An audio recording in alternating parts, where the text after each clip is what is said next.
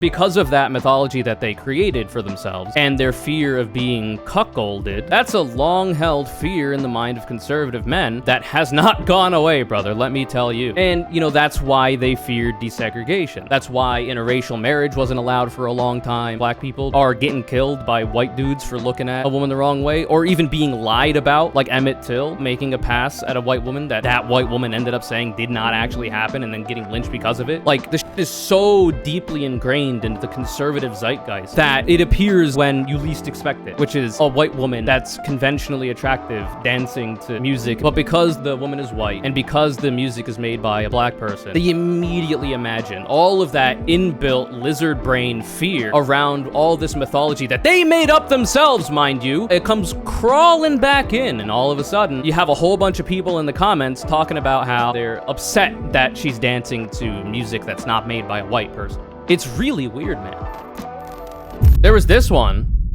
where it was just a random person posting some random white girl at an ice skating rink dancing to music, and it was like completely innocuous. But in the comments was a bunch of fucking right-wingers who were being fucking turbo freaks about the fact that the music that she was listening to as a white girl and dancing to was ostensibly made by a black person because it was hip-hop. Yeah, you could assume it was. And it's very funny that that's the first thing that they go to. And, like, the fact that conservative politics, like, one of the central tenets of it, one of the central motivators of it is specifically white, heterosexual men's sexual insecurity is, like, hilarious, but also a massive detriment to the world at large. What's this man talking about? You talking to me or you talking to somebody else in the chat? So you just assume it's a right-winger? Like, I thought your whole thing was not to assume? No, if you clicked on the people leaving the comments about how they're insecure in their sexuality and are mad that she's dancing to music made by a black person, they'll be retweeting other right-wingers, following other right-wingers, saying that they're MAGA, etc., etc.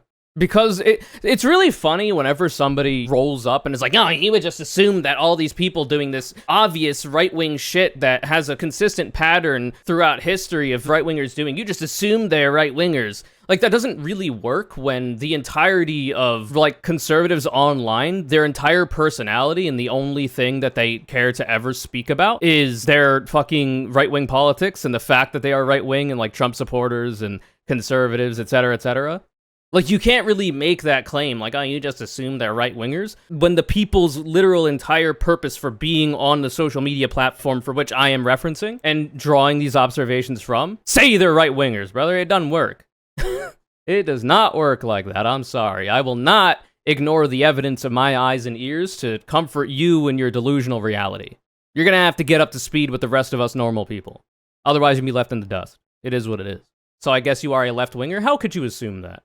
It's pretty woke of you to assume, I think. I could be a centrist. You don't know me. You don't know a goddamn thing about me. Clearly. You think I'm a leftist? I voted 3 times for Donald Trump in the 2008 election, goddammit. You don't know a goddamn thing about me. This is actually my real voice. I don't actually talk like the person who was talking before. That's just a way to kind of sucker you kind of dumbasses in here so that I can, you know, pull one over on you. You don't know a goddamn thing about me, and I never will. It's weird because you can't find much American music that wasn't influenced or created by black people. I'm sure you could, but if you're talking about good music, then yeah, it's going to be difficult. Anyway, I wish I could find the, I wish the tweet was still up. Maybe we can internet archive it. One sec. Because there's some funny stuff in there. Nope, doesn't seem to be working. Shame. Big shame. Anyway, I don't know. It's just very interesting to me. So much of what drives conservative politics, not just in America, but specifically in America, is the sexual insecurity of heterosexual white men. And like you don't have to take my word for it. They tell you themselves very openly in the policies they support, in the ways they talk about women specifically. It's not good, man. It's not good. So, like, you have this video that unfortunately has been deleted, probably because the person who posted it didn't want a KKK meeting in the comments, but that's what they ended up getting, because conservatives are fucking freaks. They see a white person that they find attractive, who's a woman, dancing, but because the music is made by a black person, immediately their mind goes to imagining that that white girl who's dancing to that song is having sex with a black man. What song was it? I don't remember. I wish the thing was still up, but it's not. This kind of ruins the whole vibe. of what I'm talking about here. It was not like us. I can tell you that much.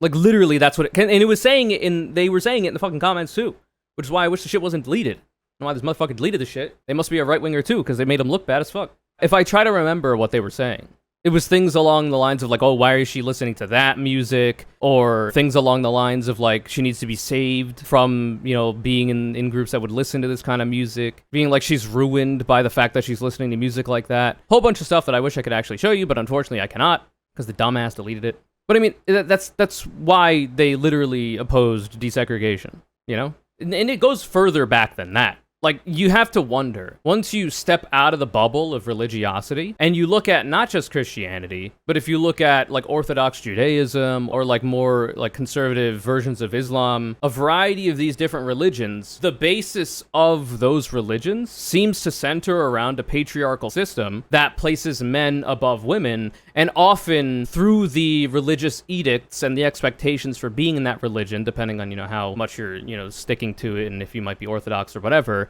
for the more, like, fundamentalist types, a lot of it is, like, your wife can't wear... Like, I learned about this recently because of fucking reality TV bullshit that my friends were watching, where in Orthodox Judaism, women, if they're married, have to wear wigs in public because only your husband should see your real hair at home, I guess, which is insane to me.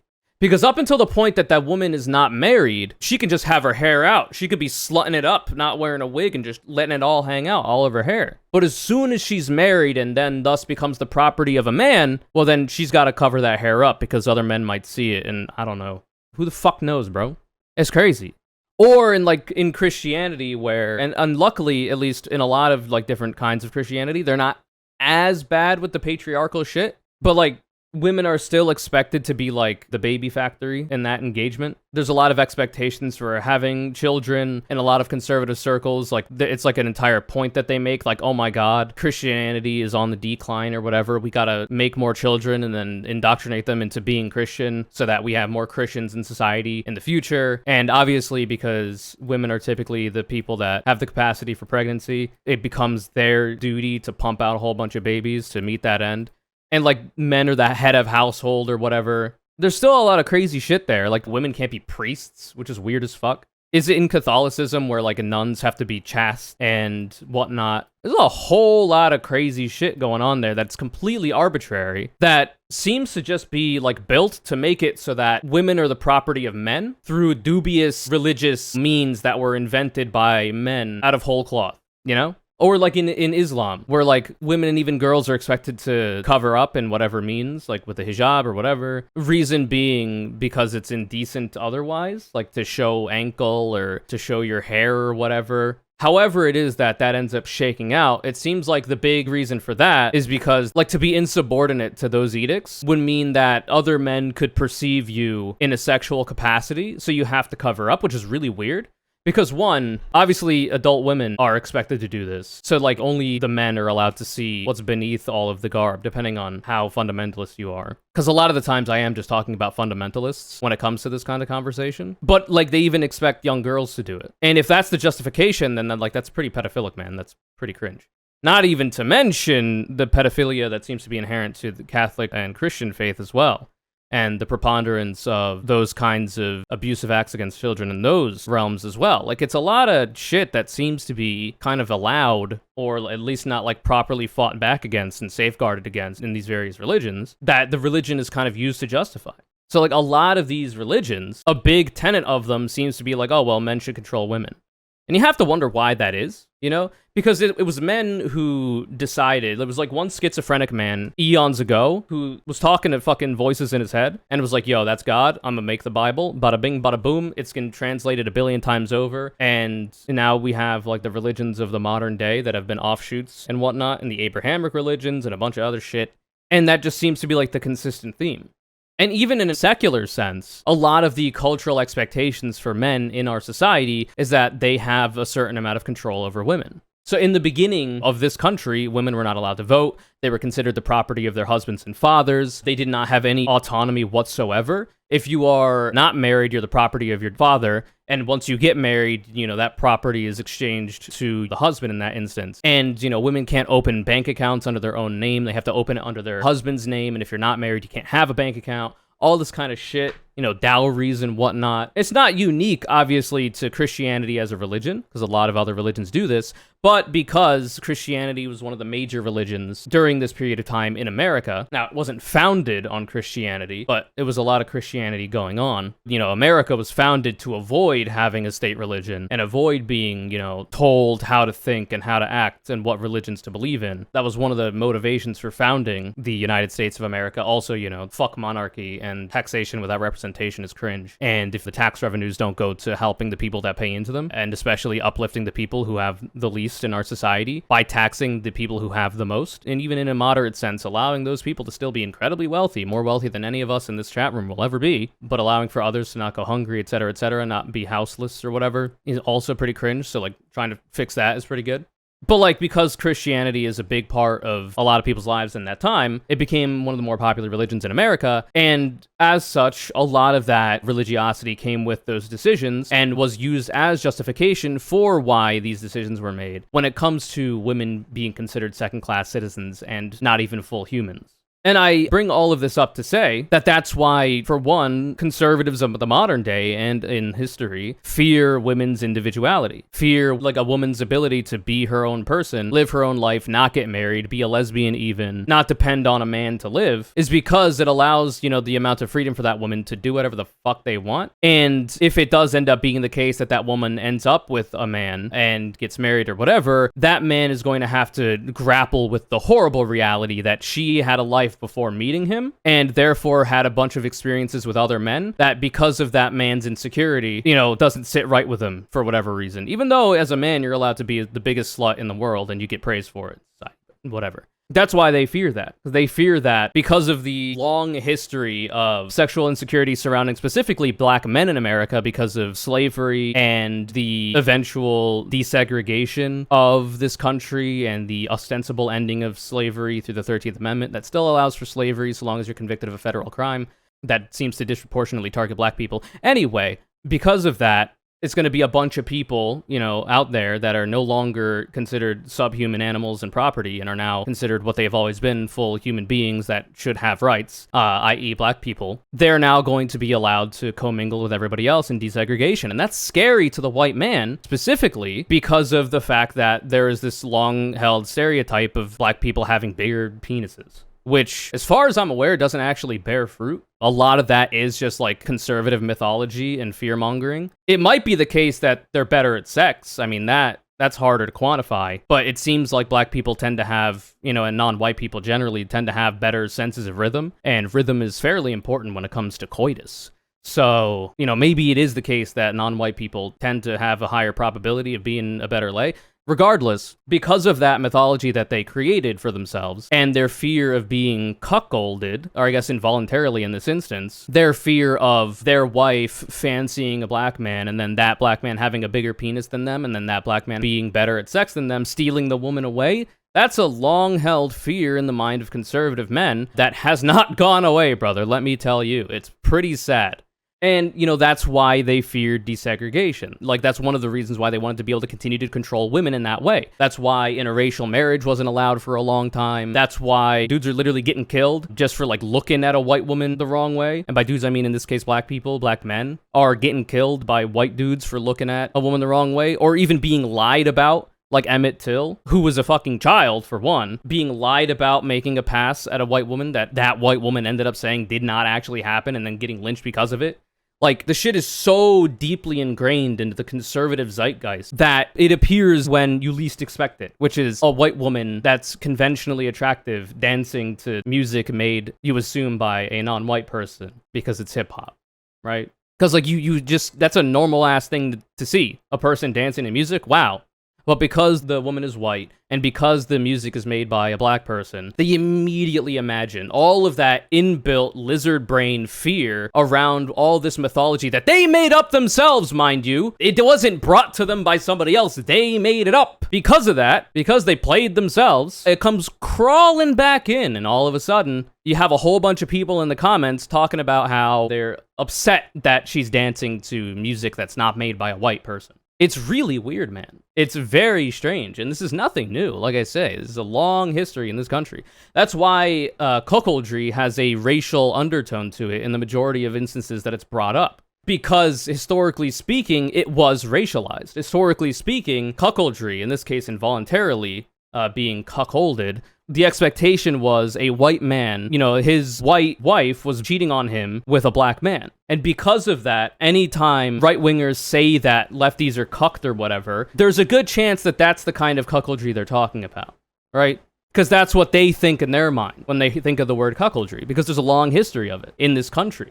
Mind you, entirely the fault of the conservative and of the man of the day that had the power to, start the slave trade in the continental United States and then go on to oppose the liberation of black people from slavery, oppose desegregation, oppose interracial marriage, and oppose equality for all people, generally speaking, which is the conservative mantra, because of their own insecurity. Like, it's all been invented by them, and they're reaping the negative, offstream effects of their own actions. They can't take the personal responsibility for it, however, so it ends up being projected outward into their politics, instead of, being fixed in therapy, hopefully. It's also why they fear any other kind of measure to include diverse viewpoints or experiences or people in a variety of different aspects of life. Be it, media that they consume or their politicians and whatnot. That's why they get really mad whenever, there's a black person in an Assassin's Creed game. It's because of these long, it could just be just standard boilerplate racism, but for a lot of people, this kind of diversity, there's a lot of other things that influence their thinking there. And the sexual insecurity is definitely one of them. It's why the incel movement, the people that would self-describe as incels, and a lot of other people that you could describe as incels but may not use the label themselves, happen to be white men, frankly. It seems to be a predominantly white man's game to be involuntarily celibate, by their description, and a large part of that is that sexual insecurity. A lot of that is, women hit the wall after X time, and, if a woman has too high of a body count, that she's not going to be a worthwhile person to be with as a man, even though a man having a high body count doesn't matter at all. Nobody cares. Reason being, they're worried about being compared against the other men that woman has had sexual experiences with. They don't want to be made to be seen as inferior. They don't want to be a worse lay. They don't want to be a worse boyfriend. They don't want to be a worse whatever compared to those other people. And those other men don't have to be non-white. They could be white as well. There's a lot of jealousy involved with a lot of shit that's intra-racial as well in the terms of the white community. That causes them to feel that way. And in the same way for inceldom, it's a lot of negative self-reinforcement feedback loop going on there, where all of these weirdo thoughts fester in their mind and make it more and more likely that they fail in the sexual marketplace. Because for one, they're weird as fuck. For two, they're looking at problems that aren't actually problems and looking for solutions that don't actually help them. And for three, they end up not focusing on other things that might actually increase their likelihood of finding a potential partner, which would be working on yourself. Which would be, trying to become a more worldly person, have more experiences in your life if you can, to make you a more interesting person to people, There's a lot of other things that go into that, of course, as well, but there are some things you can do that you have control over that aren't societal expectation, that aren't things outside of your control, like the amount of money you get paid because our economy is fucked. There's some things within your control that you could do that they just end up not doing because they're too busy being scared of Jerome stealing their girls or whatever. Or they're too upset that their friend from their fraternity was fucking girls XYZ every day of the week. And he's a white dude, but he's a little bit more conventionally attractive. And because of that, they develop a complex about women who have had a lot of sexual partners. It's pretty weird, man. It's pretty weird. So it's why they fear desegregation in part. It's why they fear women's individualism in part. It's why they fear diversity in part. And like I say here, it would be sad. This would be a depressing thing to realize and something that I would like to see, fixed in society. The conservatism in our society being excised like the cancerous tumor it is would be a benefit to even the people that identify with those things because it is all self-harming. It's all self-imposed and it's all self-harming. I've met a lot of Indian incels. Yeah, but I'm pretty sure a lot of those instances are Indian people in India. I'm talking about the United States right now. And that could have a whole host of other things going on because there's a fucking huge amount of people in that country compared to the United States, especially. It's literally called a subcontinent for a reason. Indians in America? You mean Native Americans? I don't know shit about that. That's a very small minority of people in America to the point where, not really in the conversation. White people are a relatively large demographic group that seem to be exhibiting this behavior. Being rabidly misogynistic doesn't help when it comes to getting into relationships, believe it or not. Yeah, shockingly. Being a weirdo misogynist, not really helpful. People from the continent of India, or whose heritage is from there, who live in the US, still men at the end of the day. But like, there could be other things going on there. Like, there might be a racial aspect to it in terms of being brown in that instance.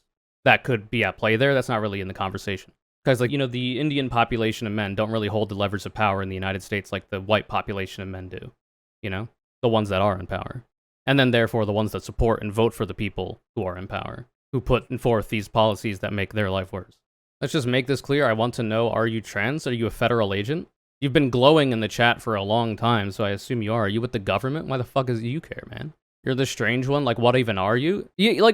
I'm giving you a chance to hold up a mirror for yourself and look at yourself here. You're saying, I'm the strange one, when you've just randomly come into this chat room and are asking me, essentially, questions about, like, my genitalia, and if not that, like, my chromosomes or gametes. Like, that's weirdo shit, man. Do you go up to random-ass people in the street and ask them, are you transgender?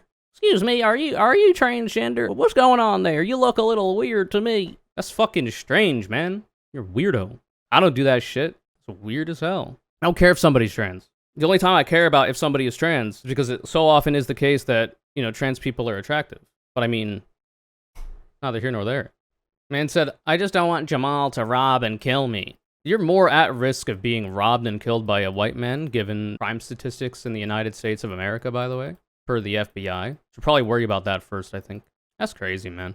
People are crazy.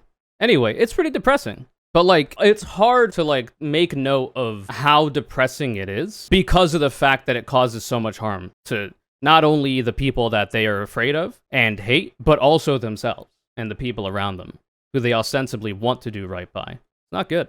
And for that, like, it's less depression and more like, I want to fucking shake these people and be like, what the hell is wrong with you? Like, you're hurting yourself, man. I want you to be better for you. And if it has to be like a selfish act, like making these changes and being a better person for you to make your life better, will have, ripple effects, collateral effects to other people around you, make their life better too, which is really what I care about. Generally, the people around you are most likely to victimize you, yeah. But you see, Nick 538 is back, is from the hood, so that's a different conversation. P.S. There's only one gender? That's true. Homo sapien. Homosexual sapiens? What the hell? Let me guess, you live in a conservative suburb? Nope. I used to. It was more like centrist-y, I think, was the broader political zeitgeist. But it was on the outskirts of a suburb, it wasn't in it. That said, most suburbs are conservative, it would seem. Mostly because of cost of living and the demographic age of people that would be living in a suburb, which skews older. And older people of previous generations tend to be more conservative. However, that's changing when it comes to millennials. The older millennials get, contrary to historical trends, they're not getting more conservative, they're actually getting more progressive. And that's not even to mention, generations younger than millennials. So that's good. All far left cities are alright. Yep, Seattle's burned to the ground. Somehow I still live here, and my house is still standing. But I mean, Seattle has been burned to the ground, just everything but my house, and all of the establishments I regularly visit to procure goods and services. Portland also burned to the ground, it would seem. New York City, literally the major economic hub of the United States of America, also burned to the ground, in disrepair. So true, man. Look at where the fucking nation's GDP comes from, and then bow at my fucking feet. The urbanites are what let you exist in this country. You should be thankful for these far-left cities. Without the cities, GDP of America would be in the fucking toilet, because they're the economic centers of the goddamn country. Dense urban areas enable suburbs to survive? Yep. Because the people who end up living in the suburbs still have to commute into the city to do literally anything. Because of the way that we design our suburbs, you need to have a car and be able to travel to get to any kind of civilization, because otherwise it's just other houses around you. No goods, services, nada. You can't walk to anything, can't really bike to anything either. Suburbs also actively lose money, and the urban areas and the economic activity driven from there have to subsidize their continued existence.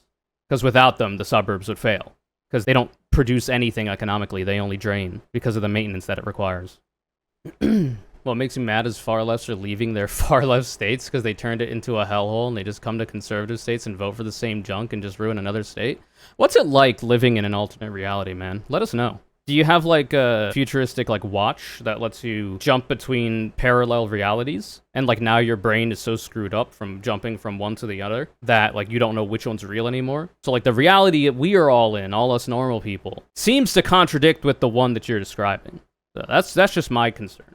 Also, definitely don't look up the states that, on a proportional basis, end up taking in more government subsidies to continue their operations, as compared to the states that are the economic drivers in the country. The results may upset you. Your favorite red states, your favorite conservative-run states are all welfare queens that are being subsidized through the fucking teeth by big government to continue to exist, because nobody wants to fucking live there. There are some outliers, of course, but a lot of these little conservative states that nobody gives a fuck about, not doing too good. If you look at, in a variety of metrics, the worst states to live in the United States of America, top of the list, Mississippi, Arkansas, Alabama. It's not good, man. It's not good. It's true, look at California, it's terrible, nobody can afford a house, homeless are everywhere. Yeah, so what solution do you have for that problem? I'm genuinely curious. So you're pointing out a correct issue, that housing is too expensive in California, and that because of that, there's a lot of people that are without homes. What do you suggest we do to amend that issue? Genuinely curious. Vote conservative? Not an argument. Try again. That's your feeling, man. Give me an actual argument. You have a set of policy prescriptions that you think would benefit that specific problem that you've pointed out? Because otherwise, you're just bitching and moaning. You're just operating off your feelings. And frankly, I don't fuck with that. I prefer logic and reason. Historical inquiry, stuff like that. You have been bitching this whole stream, not an argument. What is the policy set that you have in mind that you think would benefit California when it comes to the high cost of living, the high cost of rent, and the fact that there are so many homeless people as a result of the fact that they can't afford houses? Ignore anybody else in chat right now. You're talking to me. This is the attention you ordered. I know you are devoid of attention in a variety of other more important aspects of your life. I'm willing to do this community service to you and give you the attention that you ordered. Any policy whatsoever. Because, you have correctly identified an issue, which is rent is too goddamn high in California. And because people can't afford homes, they end up homeless. So what's the solution? That's only in far left states. Not an argument. Continue. Policies. Any ideas? How do you help the problem? There's really not much point in pointing out an issue if you don't have an argument to improve it, man. Vote conservative? Yeah, you're mentally incontinent, man. Your brain is leaking out of your ears. It's not an argument. That's your feelings. There is the solution? Okay, so if we vote conservative, what policies will the legislature that is now conservative put into place to help get rent costs down and help people be able to afford homes and rent so that there's not homeless people anymore? What would they then do? It's pretty fucking simple in the grand scheme of things. Lower taxes? On what? What taxes? There's a variety of different taxes, right? You're gonna have to be a bit more specific. Do you mean like income tax? Do you mean like sales tax? Do you mean like property taxes? Which seems like more along the vein of probably what you're talking about. What are you talking about, man? Because I can tell you, the people that are having difficulty renting are going to have an even harder time actually buying a house, and property taxes are not going to be relevant to them. Now, the property taxes might be relevant to the landlords, but it is so often the case that there's a variety of homes in California that are unoccupied and are sat on by the landlords that want to have the house appreciate in value so that they could then sell it to another landlord that may or may not rent it out to somebody so that they can, use housing as an asset rather than, a necessity that people need to live. So, even if taxes on property are lowered and that benefits landlords' pocketbooks, history has shown that that'll only make them more likely to continue not renting to people or having, absurd costs for rent and continuing to treat the shit like an asset because it'll appreciate in value. Because they'll have to spend less money to maintain the property. All of that, I don't have a plan off the top of my head. All I know is that nobody can afford houses in far left states. So to give you an actual reason, because I know you're mentally unwell and you haven't thought this through at all in any capacity whatsoever, even though you're talking to me like I'm a dumbass, when you've got literally no clue what you're talking about, let me clue you in, man. The reason why housing is so expensive in far left cities, as you call them, or cities in general, large urban areas, is because there are so many people that need houses, and there are so many people that want to live in those areas, that there is not enough tangible supply of housing to allow for a bunch of people to have homes. Because so few people want to live in bumfuck Montana, you could probably buy a house in the middle of nowhere there for pretty cheap. But not a lot of people are going to do that Because people are social animals. They like to be around other people. They want to be close to the goods and services that they would like to procure for the continued, prosperity of their family and their loved ones and themselves, jobs, etc. Not a whole lot of people are going to be wanting to live in the middle of nowhere for that. So a lot of people are going to go to the urban areas. And because of that, and because of the fact that the supply for housing is very low, the people who have control over that housing, the landlords, etc., jack the rates up really high. Because if something is in high demand, but the supply is really low, that tends to raise prices because you want to be able to filter out the people that are able to afford it, etc., etc. You could charge a higher rate and therefore make more money if you own the property.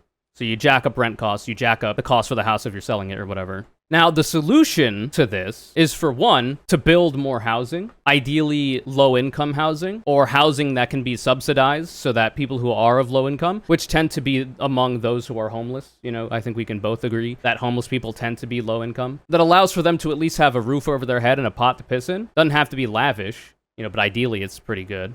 And you allow for, people to then be off the street because of that, have an address to their name, which allows them to, perform better on job applications. Because a lot of places that you might apply to for a job might not even accept your application if you don't have a registered address under your name. So, it's not going to be possible to get a job to then make enough money to be a productive member of society, to then be able to afford rent, to be able to not be homeless. And that's a big problem for a lot of homeless people. So getting people off the street, one, helps people like you, whose only problem with, homelessness is not the inherent inhumanity of the idea of somebody not being able to afford housing, which should be a human right, which is something everybody needs to survive and prosper. Food, water, housing, etc. Because you don't care about the inhumanity of that. And you probably see homeless people as subhuman animals. If you don't want to see them, because that's your big problem, is having to see them, having to bear witness to these people that you think are beneath you, making sure that they have at least the bare minimum housing to live in would go a long way at benefiting you, because you wouldn't have to see them anymore. They would have a house. It might be like a one-room fucking shack, but at least they have a house and an address to their name that'll help them on job applications.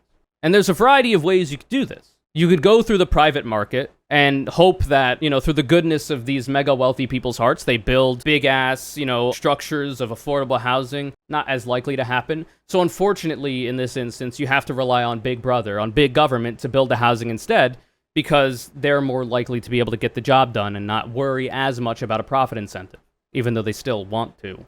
Because the tax revenues that are derived from the taxpayers of this country should go back into the pockets of the people that pay into them. And in this way, that would be through allowing for, people to afford housing better, because there would be more of it. The other option you could go for is removing, in many ways, housing as a commodity.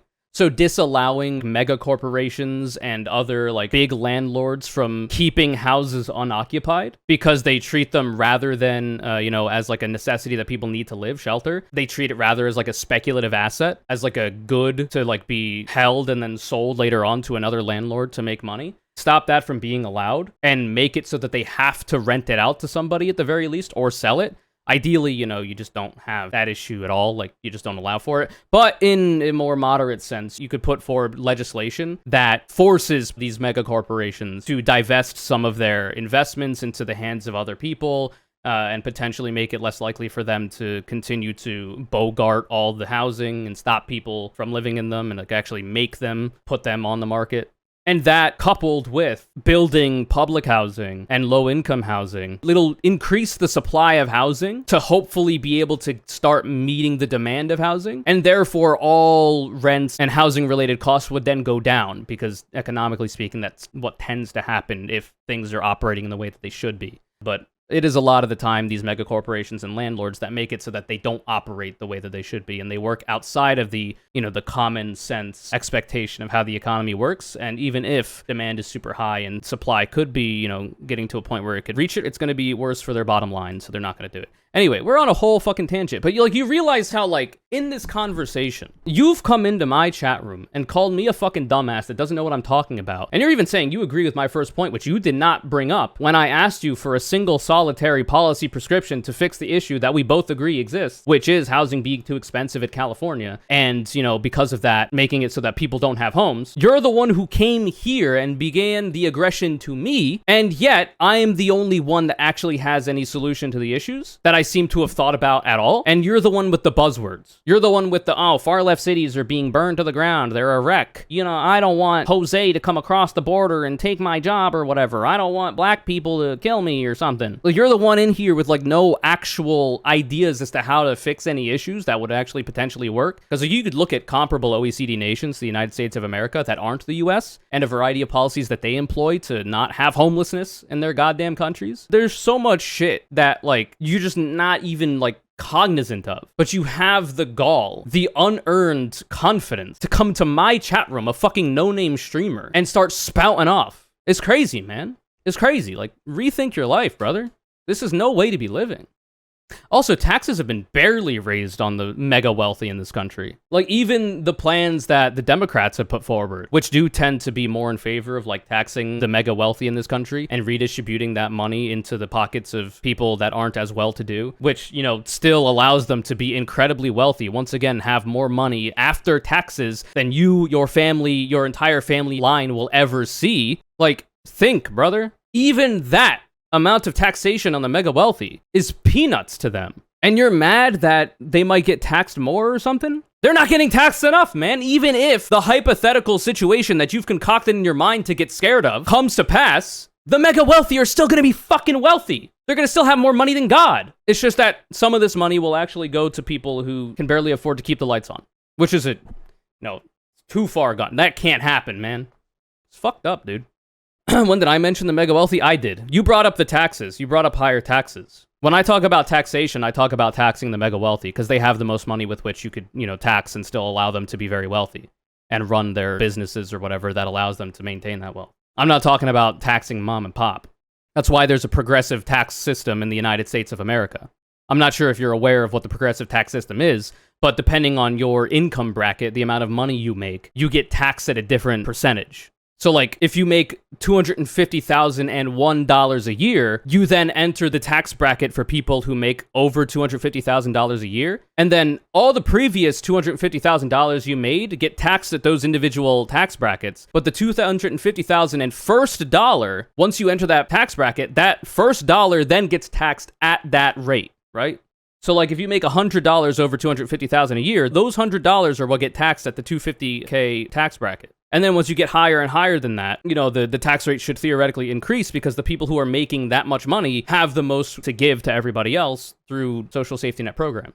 If the government could stop giving Ukraine billions upon billions of dollars, maybe you could spend that money on the homeless situation. Yeah, but they wouldn't, is the problem. And this is a criticism I have of particularly conservatives, but also liberals that have power in this country. Because, for one, our tax revenue is going to help Ukraine fight off the invasion of Putin's fucking absurd Nazi regime and making it so that the Russian border doesn't extend into Ukraine and then become a border state to Poland, which is a NATO country and a nuclear armed power. Like, making that so that that doesn't happen, so that we don't enter World War III, I think is a pretty good use of taxpayer dollars in this specific instance. It's like one of the few ways that our tax revenues have gone to funding lethal aid to other countries that has actually been beneficial to, like, the broader geopolitical landscape.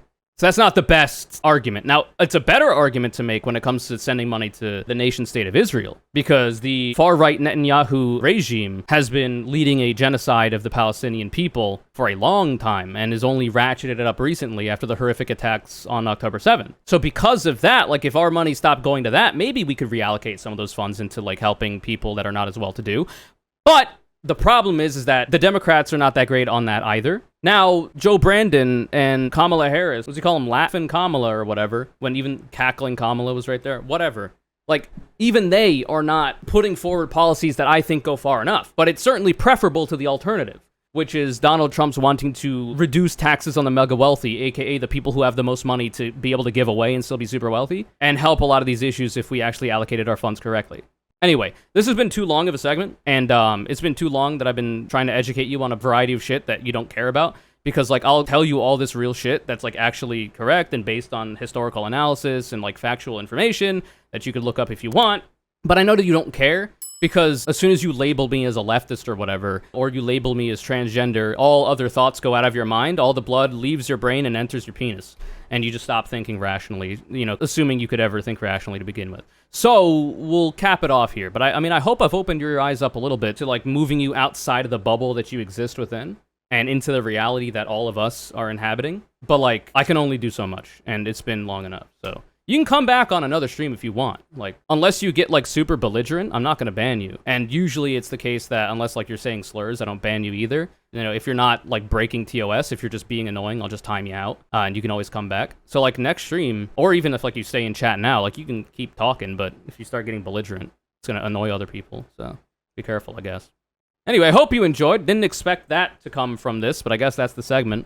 You know, funnily enough, illustrative of the broader point that I was getting at in the beginning, we went from the cornerstone of conservative politics being sexual insecurity to a variety of downstream effects that end up making life worse for everybody else. And, you know, should conservatives actually do some introspection, learn about the concept of empathy, and then potentially fix their shit in therapy, they might not be hurting themselves in a variety of other ways.